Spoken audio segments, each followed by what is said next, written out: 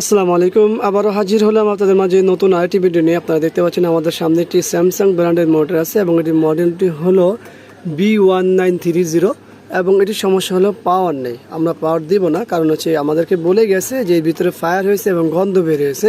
তো আমরা ভিডিওটি করার উদ্দেশ্য হলো যে ভিতরে কী ফায়ার হয়েছে এবং কেন হয়েছে এবং কী করণীয় সেই বিষয়গুলো আপনাদের মাঝে শেয়ার করব। তো চলুন কথা না বাড়িয়ে সরাসরি মনিটরটি খুলে ফেলি। তো এই হলো স্ক্রুগুলো খোলা হয়ে গেছে, ব্যাকপার্টটি এখানে। ভিতরে কি কোনো ফায়ার করেছে না দেখা যায় না, আমরা এই সার্কিটটি খুলতে হবে আমাদের। তো সার্কিটটি খুলি তারপরে দেখি। তো এখানে বাইরে থেকে কোনো কিছুই বোঝা যাচ্ছে না ফিজিক্যালি, কিন্তু যেহেতু বলেছে এটা ভিতরে শব্দ হয়েছে বা ধোঁয়া বের হয়েছে, তাহলে আমাদের এটা খুলে তারপর দেখতে হবে। স্ক্রুগুলো খুলে ফেলছি, এখন আমরা বোর্ডটি বের করব। এই হলো বোর্ড। বোর্ড খুলে কি দেখতেছি একটু সুন্দর করে দেখি। এই যে দেখুন, দেখতে পাচ্ছেন এই যে পুরা জায়গাটি এই যে। তো এইটা পড়লে অনেক কিছুই খারাপ হয়। এখন আমাদের বিষয় হলো যে এটা কেন পড়ে সেটা একটা বিষয়। তো আমরা বোর্ডটি আগে নিচে রাখি, তারপরে কথা বলি।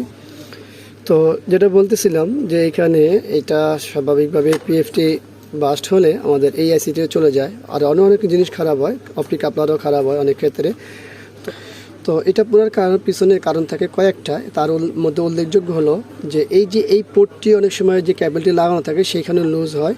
তো এইখানে কিন্তু সেই লুজ নাই, লুজ থাকলে তো ফায়ার করে স্বাভাবিকভাবে, এখানে কোনো ফায়ার করে না। আবার অনেক সময় মাল্টিপ্লাগে যে ক্যাবেলটি লাগানো হয় সেইখানেও ফায়ার করলে এরকম হয়। তো এইখানে ফায়ার জনিত কোনো বিষয় নয়। তো এইখানে কি হয়েছে, ওভার ভোল্টেজ। তো ওভার ভোল্টেজ হলে তো আরও অনেক কিছু খারাপ হতে পারতো। হ্যাঁ, ওভার ভোল্টেজের কারণেও হতে পারে, শিওর না। তো যাই হোক, এখন মূল বিষয় হলো যে কারণ তো আসলে বের করা খুবই টাফ। তো এখন আমাদের মূল সমস্যাটা বের করতে হবে কি খারাপ হয়েছে। তো এই পিএফ খারাপ হলে স্বাভাবিকভাবে আমাদের এই আইসি খারাপ হয়। তো চলুন আমরা দেখি কি করা যায় এটা। যেহেতু আমি এক হাতে ভিডিও করতেছি, অবশ্যই খারাপ যে বিষয়গুলো সেগুলো আমি জাস্ট দেখানোর চেষ্টা করব। আমরা এখানে মূল কাজগুলো করেছি।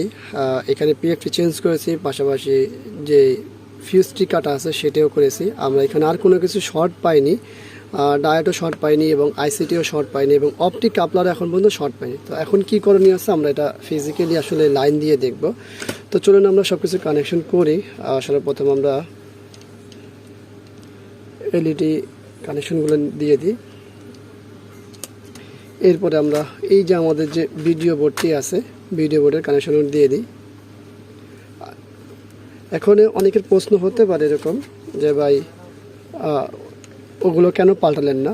আমরা আসলে বলেছিলাম যে এই অ্যাসিটিও খারাপ হয়, এই অ্যাসিটিও খারাপ হয়, এই ডায়েটটিও খারাপ হয়, এবার এইখানেও খারাপ হয়। তা খারাপ হয় মানে যে এটা হয়ে গেছে এমনটা না। আমরা এখন সিরিজে পাওয়ার দিব, এরপরই রেজাল্টটা চলে আসবে আমাদের সামনে। এই হলো কানেকশন দেওয়া।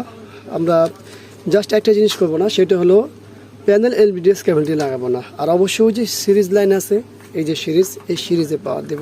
তো চলুন বিসমিল্লাহ। আমাদের এখানে কি বলে দেখুন, পাওয়ার চলে আসে। আমরা যদি উল্টা সাইডে চলে যাই, আলোকে আসে, দেখুন আলোও চলে আসে। তো এখন আমরা যেটা করব সেটা হলো প্যানেল এলবিডিএসটি লাগাবো, কারণ প্যানেল এলবিডিএস লাগালেই বাকি রেজাল্ট চলে আসবে। অনেক সময় দেখা যাচ্ছে পাওয়ার আসে, বাট এই প্যানেল ভালো কিন্তু এলবিডিএস লাগাইলে তখন রিসেট হয়ে যায়। সেই ক্ষেত্রে আমাদের এই আইসিটি পরিবর্তন করতে হবে। তো আমি যেহেতু এখনও প্যানেলটি কানেকশন দিইনি, ওইটা এখনই বলা যাচ্ছে না। তো চলুন আমরা কেবলটি আবার লাগিয়ে দেখি। এই হলো পাওয়ার দেওয়া, পাওয়ার আসছে। ডাটা কোথায়, এই যে ডাটা চলে আসে। তো আমাদের সেই জিনিসটাও করতে হয়নি। তো মূল কাজ কিন্তু আমাদের হয়ে গেছে। তো আমরা এটা ফিটিং করি, এরপরই বিস্তারিত কথা বলি। আমার মনে হয় না আর বিস্তারিত কথাও বলতে হবে। তো আমাদের যে কাজটি মূলত সেই কাজটি হয়ে গেছে। আশা করি এই কাজটি আপনাদের ভালো লাগবে। ভিডিওটি ভালো লাগলে অবশ্যই লাইক করবেন, কমেন্টস করবেন, শেয়ার করবেন, আর অবশ্যই আমাদের এই চ্যানেলটি সাবস্ক্রাইব করে রাখবেন, পাশে থাকা বেল বাটন চাপ দিয়ে রাখবেন। আবারও দেখাবো না কোনো বিষয় নিয়ে। আজকের মতো বিদায়। আল্লাহ হাফেজ। আসসালামু আলাইকুম ওয়া রাহমাতুল্লাহি ওয়া বারাকাতুহু।